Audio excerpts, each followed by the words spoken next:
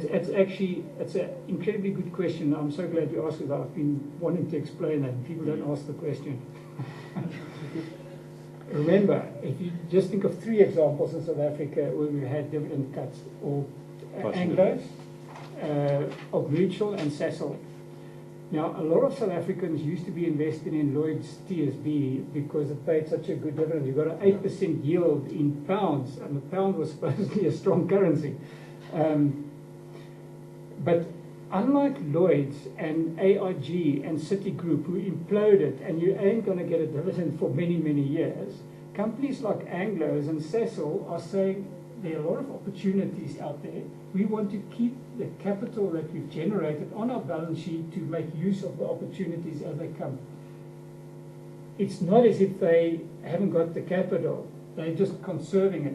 Mutual is slightly different. Mutual's got a problem, as we said earlier. We just talked a bit about the people asking about Mutual, and Mutual needs to actually build up its capital again. But even Mutual, sorry, I should say even Mutual, but Mutual in 2 years' time will resume paying dividends. The business isn't broken. It's not a Lloyd's. It's not an AIG.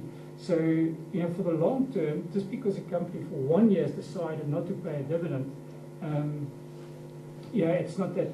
Now, Anglos, by the way, I think the mistake it did make is because the signal you send to investors, they do get a fright.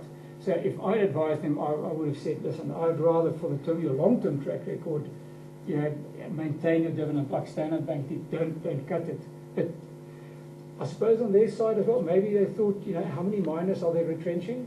And what is the government going to say if you're retrenching all these miners, but you're paying the fat cat shareholders? So there are often a lot of things that we don't think of in the background that managements have to consider.